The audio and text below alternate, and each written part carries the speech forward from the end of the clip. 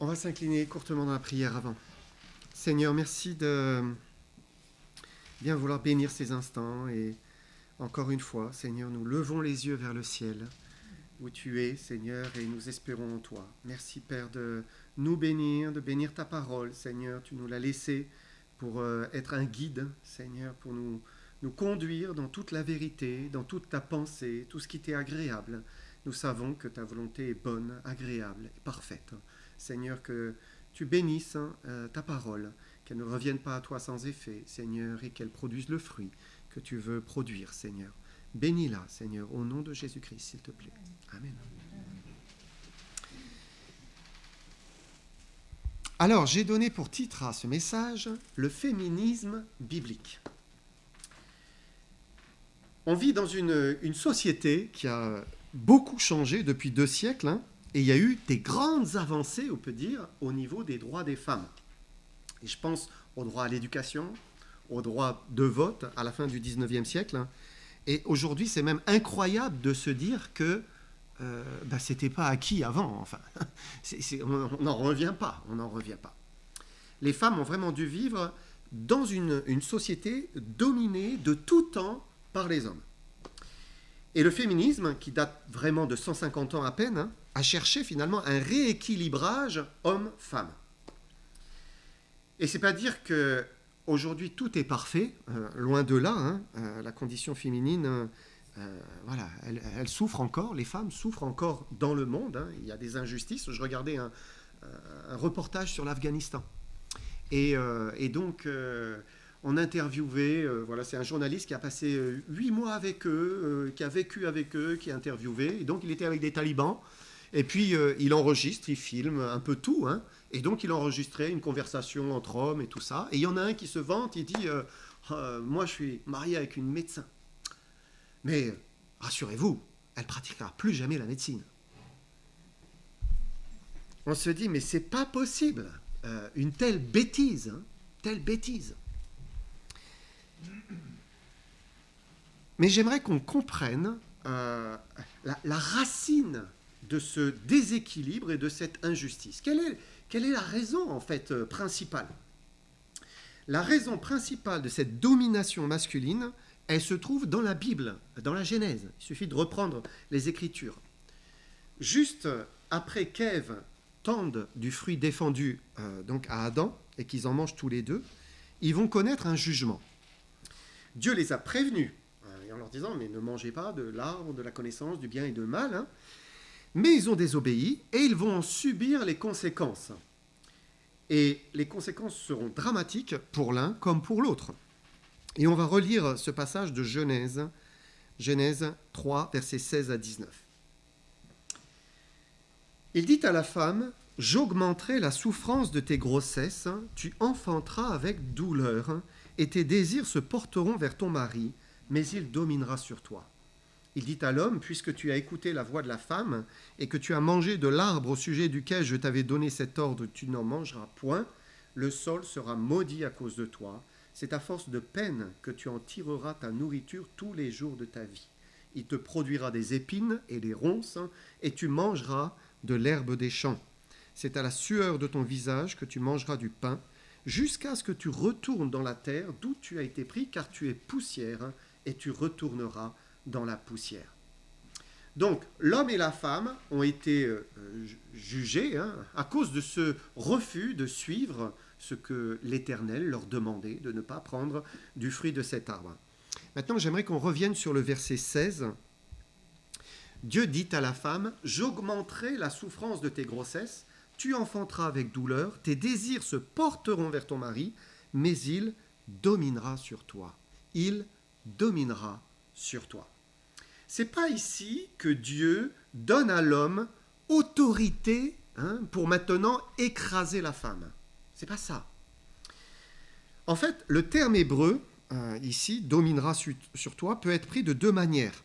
On peut y voir l'idée de la gouvernance, donc l'idée en fait d'une autorité, certes, mais plutôt en tant que chef, quelqu'un qui va prendre les décisions.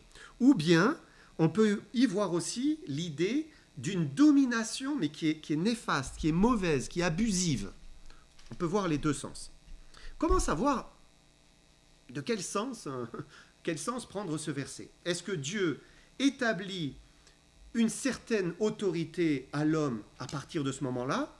Ou bien est-ce qu'il est en train de prévenir la femme des conséquences de la désobéissance, du péché? Et que donc désormais l'homme abuserait et dominerait la femme. Si on prend la Genèse depuis la création, donc on revient au tout début, il y a plusieurs indices qui montrent que Dieu a permis un ordre dans la création. Dieu n'a pas fait l'homme et la femme en même temps et identiques en tout point. On voit, Dieu a d'abord créé l'homme. Il l'a créé en premier. Ensuite, il lui a donné la responsabilité de garder, de cultiver le jardin d'Éden. Et puis ensuite, il lui donne également à lui l'ordre de ne pas manger du fruit de l'arbre de la connaissance du bien et du mal. Et enfin, il donne à Adam la responsabilité de nommer tous les animaux du jardin. Et c'est après seulement que Dieu fait tomber un profond sommeil sur Adam pour tirer de son côté, sa femme. Et donc créer celle qui lui ressemblera. Pourquoi Dieu fit la femme? Genèse 2, verset 18. L'Éternel Dieu dit, « Il n'est pas bon que l'homme soit seul, je lui ferai une aide semblable à lui. » Donc il crée la femme comme un vis-à-vis pour être une aide. Le mot c'est un secours. Un secours pour l'homme. Dès l'origine, il y a une complémentarité entre les deux, de l'un envers l'autre. L'homme n'est rien sans la femme n'est rien sans l'homme. C'est ce que dit Paul plus tard dans le Nouveau Testament. Mais pour l'apôtre, en fait, il ne fait aucun doute qu'il y a un ordre créationnel avant la chute. Et que celui-ci, demeure encore. Il y a un ordre créationnel. On va lire des versets, parfois, qui vont choquer, surtout pour quelqu'un qui ne lit pas vraiment la Bible. Oh, ça peut passer là, mais il faut comprendre avec des explications. Donc, que dit Paul? Dans le cadre de l'Église, il dit, 1 Timothée 2, verset 12, il dit « Je ne permets pas à la femme d'enseigner, ni de prendre de l'autorité sur l'homme, mais elle doit demeurer dans le silence. » Verset 13, « Car Adam a été formé le premier, Ève ensuite. » Donc, Paul parle dans le contexte de l'assemblée chrétienne et il fait référence à l'ordre créationnel.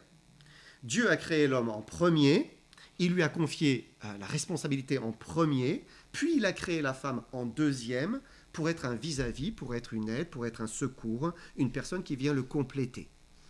Ça veut dire qu'avant la chute en Genèse 3, que nous avons lu, il existait déjà un ordre que Paul souligne ici. Alors quand on revient en Genèse 3, verset 16, qu'on a lu tout à l'heure, où Dieu dit « Tes désirs se porteront vers ton mari, mais il dominera sur toi. » Dieu n'est pas en train d'établir désormais une autorité qu'il n'avait pas déjà établie auparavant, non. Il est en train de dire ici, il est en train de mettre l'accent plutôt sur l'autorité déjà établie à la création, mais qui désormais sera abusive. Et pourquoi? À cause du péché. À cause du péché. Après la chute, Dieu dit que l'homme va dominer sa femme comme un effet du jugement. L'homme va avoir un ascendant sur elle qui sera entaché du péché, en fait. C'est le péché. Et le péché, désormais dans les cœurs, va être un jugement pour tous les deux. Voilà, et vous le savez, combien le péché nous fait du mal, et dans les relations, ça nous fait énormément de mal. Le péché rend dur, il rend égoïste, froid, violent parfois, autoritaire, etc., etc. Et on le voit depuis des millénaires, et ça perdure encore aujourd'hui. Et donc la raison principale de la domination masculine sur les femmes, c'est le péché. C'est le péché. Mais il y a aussi le péché de la femme, qui est aussi une cause de souffrance pour elle et pour son mari. Si on reprend le verset 16, donc Genèse 3, 16, Dieu dit « J'augmenterai la souffrance de tes grossesses, tu enfanteras avec douleur, et tes désirs se porteront vers ton mari, mais il dominera sur toi. » Donc d'abord, il dit que dans le jugement, il y a la grossesse, il y a l'accouchement, et c'est pas rien, je ne peux pas vous dire par expérience, mais je pense, hein, d'après ce que j'ai entendu de mon épouse, c'est pas rien de porter un enfant pendant 9 mois. Hein. C'est un bouleversement pour le corps, hein, pour tout. Hein. Il y a un lot de souffrance. L'homme, il est épargné de cela. Pour lui, c'est très simple. Hein. Voilà. Il passe complètement à côté, mais c'est coûteux et compliqué parfois pour la femme. Et même si aujourd'hui la médecine arrive à diminuer les souffrances de l'enfantement, ce n'est pas totalement réglé. Hein. Ça reste quand même quelque chose de douloureux et de difficile. Mais il y a une autre souffrance qui fait partie du jugement de la femme. Dieu dit, tes désirs se porteront vers ton mari, mais il dominera sur toi. Alors ce n'est pas ici quelque chose de positif, mais c'est un jugement. Il est en train de dénoncer le jugement. Hein. Dieu ne dit pas, maintenant tu seras amoureuse de ta femme. Non, c'est pas du tout ça. Hein. Pour comprendre l'expression, en fait, il faut aller regarder dans un autre texte de la Genèse, qui est un tout petit peu plus loin, où Dieu réemploie la même expression, et c'est avec Caïn, qui a l'intention de tuer son frère Abel. C'est important parce que Dieu utilise vraiment la même expression. Regardez Genèse 4, 6 à 7. Et l'Éternel dit à Caïn, « Pourquoi es-tu hérité? Et pourquoi ton visage est-il abattu? Certainement, si tu agis bien, tu relèveras ton visage. Et si tu agis mal, le péché se couche à la porte. Ses désirs se portent vers toi, mais toi domine sur lui. » Il dit, les désirs du péché se portent vers toi, mais toi domine sur lui. Et donc, c'est que le péché voulait prendre possession, voulait régner sur le cœur de Caïn, voulait dominer en fait Caïn. Hein? Mais Dieu lui dit, mais refuse-le, ne te laisse pas dominer, non, mais domine-le au contraire. Hein. Et donc, l'expression cache une volonté de prendre le dessus, de régner sur. Ainsi, quand Dieu dit à Ève, tes désirs se porteront vers ton mari, il lui dit que désormais, un désir de dominer, de régner, de prendre le dessus sur ton mari va exister. Il sera là. Le péché va conduire la femme à vouloir prendre la place de l'homme d'une certaine manière. Donc Dieu annonce qu'il y aura désormais une relation conflictuelle entre l'homme et la femme. L'homme domine, la femme ne veut pas se laisser faire et même veut prendre la place. Et vous voyez un peu, et c'est un vrai problème. Parce que l'autre conséquence, bien sûr, c'est que l'homme répond par l'excès, par la dureté parfois. Forcément, le péché entraîne le péché, hein, le fer aiguise le fer, et voilà. Et nous avons donc ici, dans la Genèse, la racine des problèmes de la relation homme-femme qui existe dans le monde. Le péché conduisant à des excès des deux côtés. Mais, en tout cas pour moi, il y a un féminisme chrétien dans le sens où il est légitime de protéger les droits des femmes qui ont été bafoués pendant des millénaires. Hein. Mais il faut aussi reconnaître que le péché conduit aussi à un féminisme qui est abusif, qui rejette toute autorité masculine, qui ne veut pas. Un féminisme qui est contre Dieu, qui lève le poing contre Dieu. Et tout comme il y a une réponse de l'autre côté masculiniste, hein, qui est insensée et violente. Lorsque Dieu a fait l'homme et la femme, il a prévu un ordre créationnel avec des responsabilités qui étaient différentes pour l'un et pour l'autre, et avec une complémentarité qui était essentielle pour le bonheur de l'un et le bonheur de l'autre. Et la foi chrétienne, en Jésus-Christ, notre Seigneur, elle vise justement à rétablir l'ordre et une harmonie, une vraie harmonie, où Jésus redonne à chacun sa place, parce qu'elle est bonne, elle est parfaite. C'est la place où on est heureux. Mais aujourd'hui, on est dans une société sans Dieu, qui prône l'égalité en tout et partout, hommes, femmes. Hein. Alors il est certain qu'il y a toujours des injustices vis-à-vis des femmes à corriger, c'est certain. Hein. Mais en même temps, il faut reconnaître que Dieu ne nous a pas créés totalement égaux en tout, hein, et similaires en toutes choses. Nous sommes différents, c'est un fait. et il faut savoir le reconnaître. Et ce n'est pas une question ici de supérieur et inférieur. L'homme n'est en rien supérieur à la femme, en rien. Mais en même temps, l'ordre créationnel, c'est une évidence dans les Écritures, une évidence dans la Bible. Et j'aimerais vous donner des arguments de la Bible qui montrent que Dieu a accordé à l'homme un rôle de direction. Il a un rôle de direction. Et c'est une distinction de rôle sans être une hiérarchie de valeur. On ne parle pas de la valeur ici. C'est important de le comprendre. L'homme et la femme ont la même valeur, et la même valeur devant Dieu, et la même valeur l'un vis-à-vis de l'autre. Mais Dieu permet des rôles qui sont différents de l'un et de l'autre. Alors le meilleur des exemples qu'on puisse donner, c'est Christ lui-même. Et on va prendre un passage qui se trouve dans 1 Corinthiens 11, verset 3.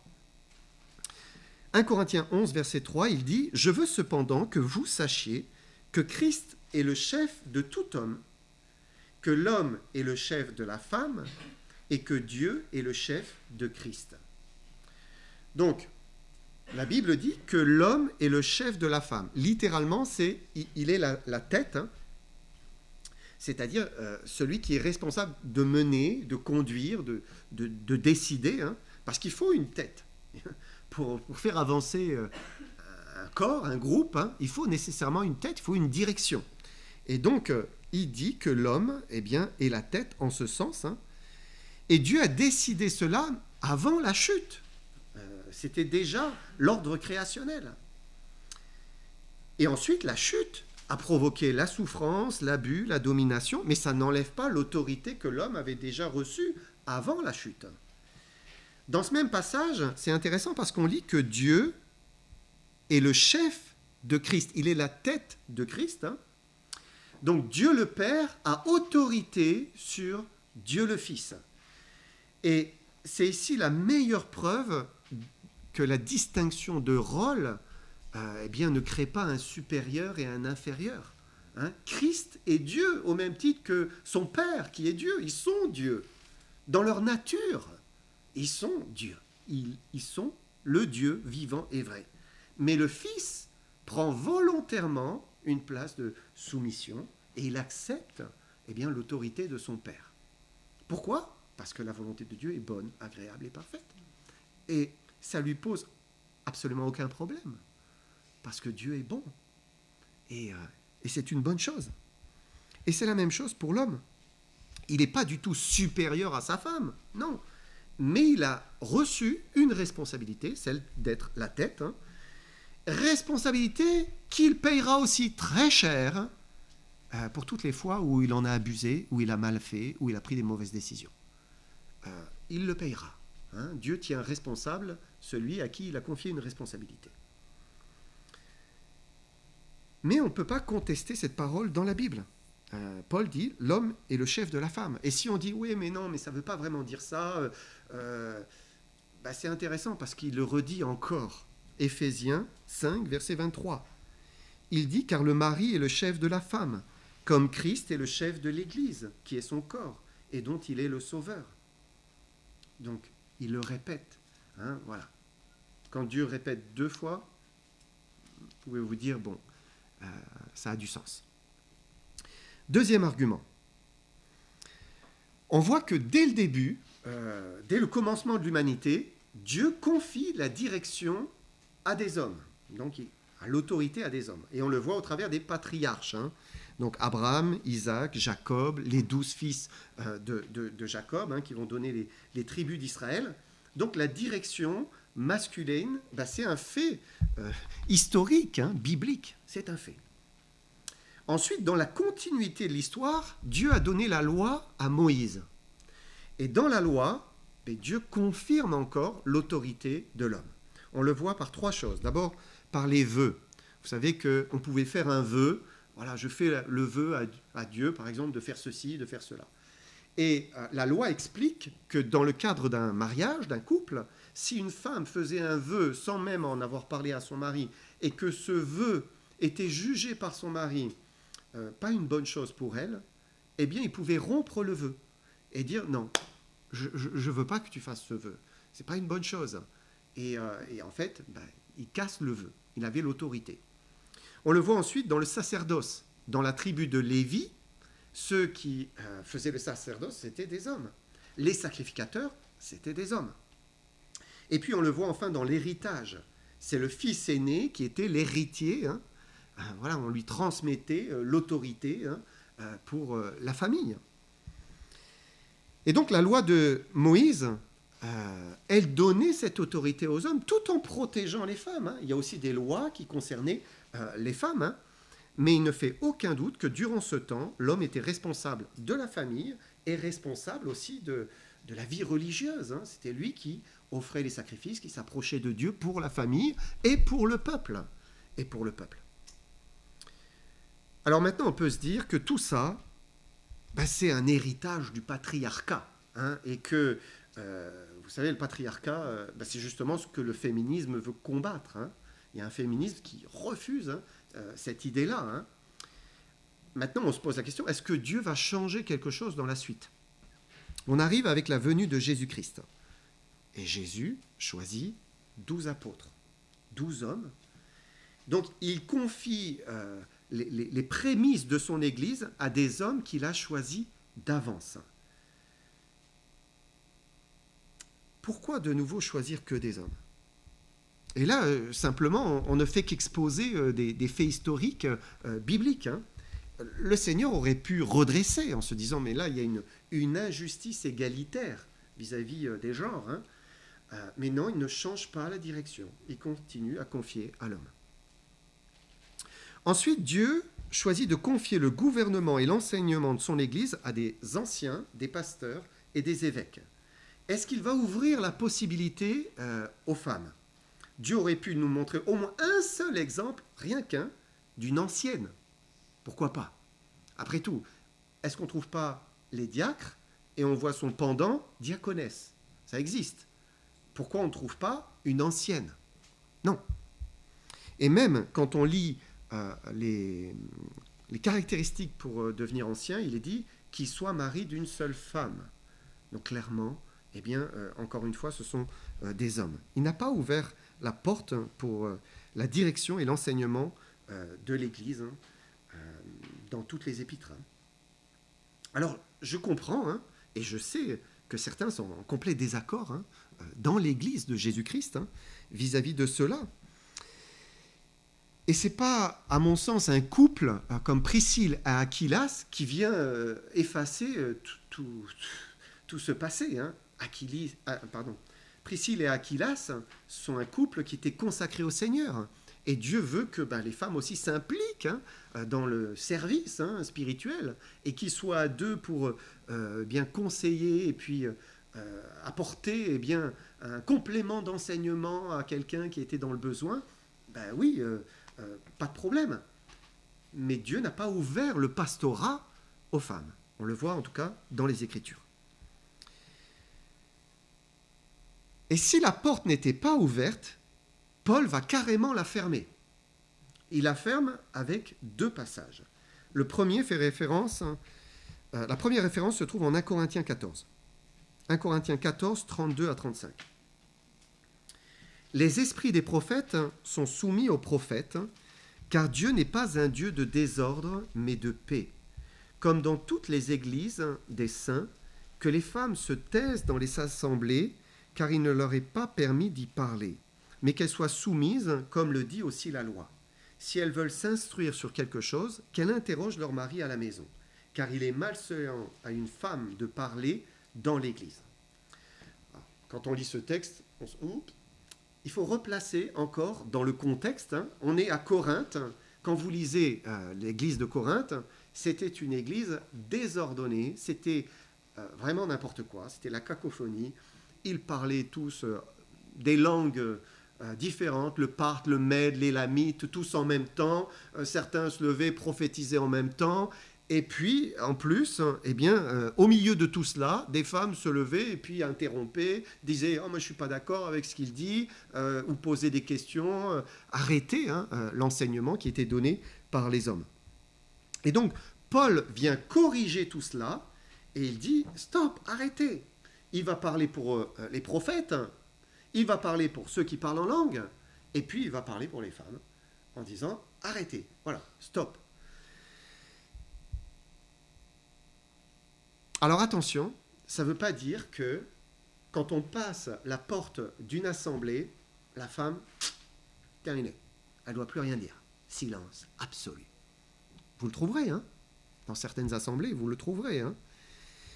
Je ne pense pas à ça. Hein? Quand vous lisez juste quelques chapitres auparavant, vous êtes en 1 Corinthiens 11, verset 5, il dit « Toute femme, au contraire, qui prie ou qui prophétise la tête non voilée, déshonore son chef, c'est comme si elle était rasée. » Donc je ne vous explique pas tout le... Ce n'est pas le sujet, hein? Mais il dit que des femmes priaient et des femmes prophétisaient dans le cadre de l'assemblée. Donc elles ouvraient la bouche. Hein? Donc c'est pas qu'elles n'ont pas... Elles doivent plus parler, c'est le silence absolu. Non, c'est pas ça. Mais c'est simplement, Paul voulait remettre un certain ordre. Il veut empêcher le désordre. Il veut empêcher que l'enseignement soit coupé par des femmes, qu'il soit questionné, ou corrigé, ou qu'on dise la désapprobation. Dieu ne veut pas cela parce qu'il a confié la responsabilité de l'enseignement aux hommes. Alors si on doute encore, on dit ouais mais ça c'était, voilà, il faut regarder, c'est plus comme ça aujourd'hui. Il le redit encore une fois, 1 Timothée 2, 12 à 15. On relit une partie de ce verset qu'on a lu tout à l'heure. « Je ne permets pas à la femme d'enseigner, ni de prendre de l'autorité sur l'homme, mais elle doit demeurer dans le silence. Car Adam a été formé le premier, Ève ensuite. Adam n'a pas été séduit, mais la femme séduite s'est rendue coupable de transgression. Elle sera néanmoins préservée ou sauvée en devenant mère si elle persévère avec modestie dans la foi, dans l'amour et dans la sainteté. » Alors, c'est certain que ce passage encore dérange fortement, hein, mais si on croit à l'inspiration plénière et verbale de la Bible, c'est-à-dire on croit que c'est la parole de Dieu du premier verset au dernier verset, eh bien, on doit aussi accepter. Paul n'est pas en train de donner son avis ici. Il enseigne la pensée de Dieu. Et selon ce qu'il dit, pour une femme, le ministère d'ancien, de pasteur dans l'Église, eh bien, c'est pas possible. Et Paul nous donne deux raisons. La première, il dit, c'est qu'Adam a été formé le premier. Ève ensuite. Donc on revient sur cet ordre créationnel. Hein. L'autorité lui a été donnée de fait, et l'homme a la responsabilité de la direction de l'enseignement. Et la deuxième raison, il dit, c'est qu'Ève a été séduite et s'est rendue coupable de transgression. Et on peut se demander, mais pourquoi le diable est allé tenter Ève plutôt qu'aller tenter Adam? Parce que déjà, c'est pas elle qui avait reçu directement l'ordre. Hein. Vous savez, quand vous recevez une consigne qui vient et ça passe comme ça, ça diminue la force. Hein. Il savait qu'il allait pouvoir la toucher, en fait, hein, et essayer de la faire tomber. Hein. Elle tenait l'ordre simplement de son mari. Et comment l'a-t-il tenté finalement? Il la tente en lui proposant de s'affranchir de ce que Dieu a dit. Dieu avait dit de ne pas manger, elle veut s'affranchir de l'autorité de Dieu sur elle. Et par voie de conséquence, elle s'affranchit aussi de l'autorité de son mari qui lui a dit, tu sais ma chérie, il ne faut pas qu'on mange de cet arbre, hein, du fruit de cet arbre. Hein. Elle veut s'en affranchir. Alors attention, je ne dis pas que Adam n'était pas responsable. Hein. Dieu lui reproche aussi. Hein. Il était responsable. Il n'a pas pris soin, il n'a pas veillé sur sa femme. Et il est coupable. Hein. Mais la Bible dit qu'à l'origine, c'est elle qui a chuté. Et Paul dit que c'est une des raisons pour lesquelles elle ne peut pas avoir ce rôle de direction et d'enseignement dans l'assemblée. Il dit ensuite, elle sera préservée ou sauvée en devenant mère.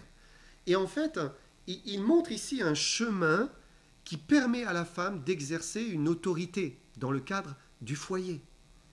Non pas une autorité sur son mari, mais une autorité sur ses enfants, en fait. Hein. Ce n'est pas que Dieu ne veut pas du tout qu'elle ait une autorité. Elle a une autorité. Hein. La mère, c'est la reine du foyer. C'est elle qui gère, qui gouverne. Hein. Et ce que Paul dit, c'est que ça sauverait une femme qui voudrait, voilà, pour qui ses désirs se porteraient sur son mari, qui voudrait bien finalement prendre la place de son mari. On revient avec cet enseignement de la Genèse. Alors, toutes les femmes ne sont pas comme ça, évidemment, hein, mais certaines veulent avoir cette place d'autorité, cet enseignement sur leur mari et dans l'Église. Et en même temps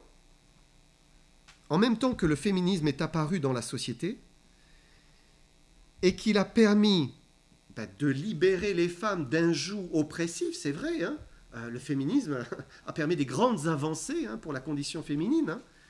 Il y a une autre forme de féminisme qui est apparue dans l'Église et qui dit, mais on est tous égaux, on met la Bible de côté sur tout ce que l'on vient d'aborder, et puis, oui, une femme peut enseigner, une femme peut être pasteur, et l'autorité est partagée, et même partagée dans le conseil, etc. Et j'aimerais voir un dernier argument, c'est celui de l'exception. Invariablement, quand on veut justifier bibliquement la prise d'autorité de la femme dans l'Église, eh bien, on prend l'exception de Déborah. Alors, Déborah, c'est une juge dans le temps des juges. Après la mort de Josué et avant la royauté en Israël, Dieu va permettre qu'il y ait des juges, parce que si le peuple n'avait pas une tête qui lui disait dans quelle direction aller, il glissait, il retombait dans le péché. Dieu était obligé de les châtier, alors il leur donnait à chaque fois un juge pour redresser et les aider à aimer leur Dieu et à faire ce qui est bien. Et c'est intéressant d'abord, tous les juges sont de nouveau des hommes, sauf Déborah. Et ça, c'est l'exception. Déborah, elle a été choisie par Dieu pour exercer cette fonction. Et l'histoire de Déborah, elle est intéressante, parce qu'elle est assez détaillée. En fait, quand vous prenez le livre des juges, parfois, vous avez l'histoire d'un juge très détaillée, et parfois, c'est 4 lignes, 2-3 versets. Voilà, le juge un tel a régné pendant autant, et puis il s'est couché avec ses pères, et puis voilà, on passe au juge suivant. Mais pour Déborah, c'est détaillé. Et l'histoire de Déborah, nous parle d'un certain Barak, que Déborah va faire appeler, elle reçoit de Dieu qu'elle doit appeler Barak, et elle va lui dire que l'Éternel l'a choisi pour aller attaquer une armée qui les oppressait, l'armée de Canaan, du roi de Canaan, et Barak va lui dire une parole, il va lui dire, Juge 4, verset 8, « Si tu viens avec moi, j'irai, mais si tu ne viens pas avec moi, je n'irai pas. » En fait, Barak, il n'est pas très confiant. Il a peur de faire ce que Dieu lui demande. Il n'a pas le courage d'y aller seul, et il sait que Dieu est avec Déborah. Donc il lui dit, viens avec moi. Si tu viens avec moi, j'y vais. J'aurai les forces de le faire parce que je sais que Dieu est avec toi. En fait, c'est ça. Juge 4, verset 9. Elle répondit, j'irai bien avec toi, mais tu n'auras point de gloire sur la voie où tu marches, car l'Éternel livrera Sisera entre les mains d'une femme. Et Déborah se leva, et elle se rendit avec Barak à Kédesh. Et donc, Barak n'a pas eu le courage de saisir la victoire pour lui-même. Alors Déborah est allée avec lui, et la suite de l'histoire, c'est que Jaël, une autre femme, elle a eu le courage, alors qu'elle cachait Sisera parce qu'il lui a demandé son secours, et elle l'a caché dans sa maison, elle l'a mis sous une couverture, elle a eu le courage de prendre un pieu et de tuer Sisera. Qui devait remporter la victoire normalement? Barak. Mais c'est une femme qui a eu le courage et qui va remporter cette victoire. Est-ce que Déborah voulait cela? Est-ce qu'elle voulait qu'une femme ait la gloire de la victoire? Non. Ce qu'elle voulait, c'était que Barak remporte la victoire. Mais c'est le défaut d'un homme capable d'assumer ses responsabilités qui a conduit à ces circonstances. Et l'histoire de Déborah, c'est vraiment une exception.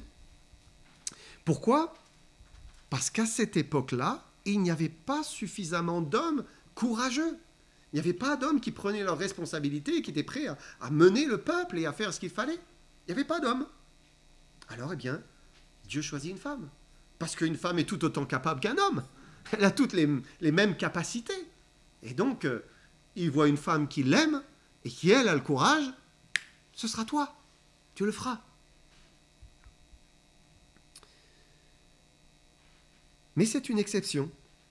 Et ça devrait être une exception, eh bien, quand l'homme ne répond pas présent. Alors oui, il faut le faire.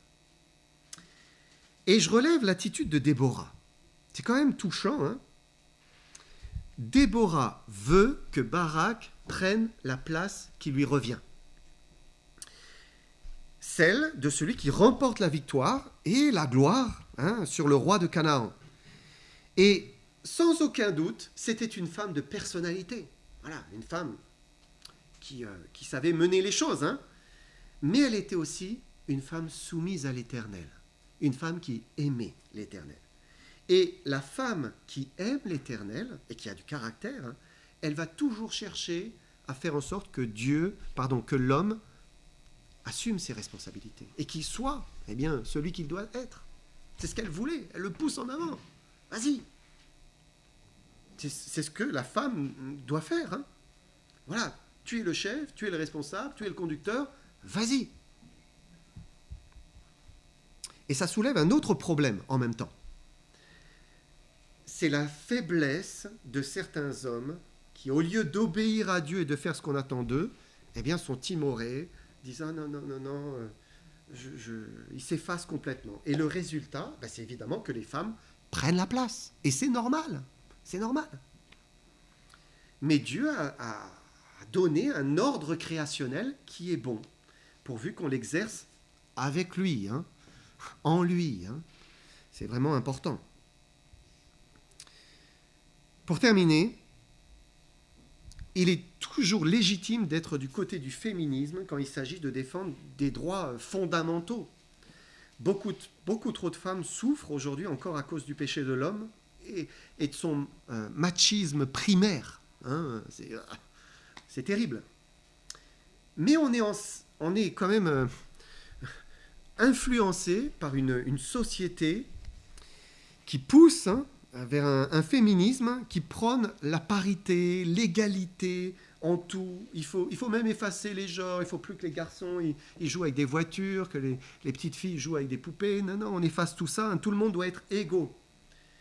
La femme ne doit plus être gênée par le fardeau de la maternité. Il faut qu'elle travaille comme l'homme, hein, qu'elle ait une carrière professionnelle. Hein. Et bien sûr, ça peut être un choix. Évidemment, il y a une liberté. Peut faire le choix, hein. Mais c'est au point qu'on en vient à mépriser la femme au foyer. La femme au foyer qui élève ses enfants, elle est sans emploi. D'ailleurs, il y a la case, sans emploi. Elle ne travaille pas, quoi.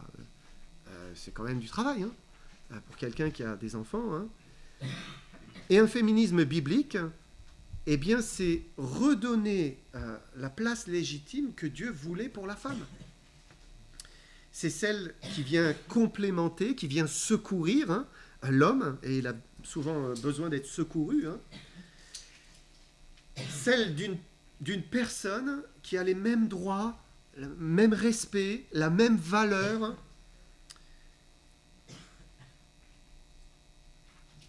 C'est intéressant de regarder la femme vertueuse. Vous prenez Proverbe 31.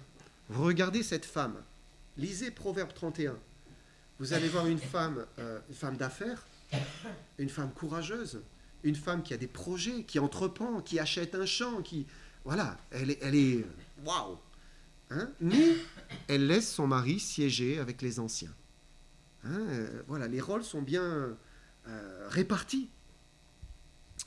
Quand vous regardez Jésus nous montre l'exemple du plus grand respect pour les femmes, vraiment. Quand on méprisait les femmes, quand on les écrasait, Jésus, au contraire, les élève. Il leur donne leur place. Il manifeste de la grâce, de l'amour, de la miséricorde. Il permet aussi que ce soit une femme, la femme qu'on n'écoute pas, parce qu'à l'époque, on n'écoute pas une femme. Hein. Il permet que ce soit une femme qui annonce sa résurrection. Voilà. Vous ne croyez pas en elle, regardez, c'est elle qui va vous l'annoncer. C'est elle qui va vous le dire. Jésus l'a honorée. Quand vous prenez la continuité de l'enseignement de Paul, parce qu'avec les versets qu'on vient de lire, on pourrait se dire, oh bah dis donc, Paul, il est misogyne, hein, c'est pas possible. Paul va enseigner aussi que le mari doit aimer sa femme comme Christ a aimé l'Église, jusqu'à se sacrifier, jusqu'à se donner entièrement pour elle. Voilà, un sacrifice. Donc, non, Paul, il dit que la femme, elle mérite eh bien, tout l'honneur. Hein. D'ailleurs, vous prenez l'enseignement de Pierre, vous allez dans son épître, hein, il dit au mari, honorez votre femme, hein, sinon Dieu n'écoutera plus vos prières. Voilà. Si vous ne mettez pas la femme élevée dans vos cœurs, hein, je n'écouterai plus vos prières. Terminé. Pourquoi ? Parce que Dieu veut changer l'effet dévastateur du péché qui a conduit l'homme à la domination. Cette domination qui est néfaste, hein, tout comme il veut délivrer la femme de son propre péché, de vouloir prendre la place de l'homme, parce que ça n'amènera rien de bon. Je termine, hein, pour conclure. L'ordre créationnel, c'est une évidence dans les Écritures. Dieu a accordé à l'homme un rôle de direction, que ce soit dans le foyer ou dans l'Église. Mais ça n'empêche pas d'être pour un féminisme, mais un féminisme biblique, hein, qui reste dans l'obéissance à ce que Dieu veut, tout en défendant donc les droits des femmes, en les honorant et en les aimant, comme Christ aime son Église.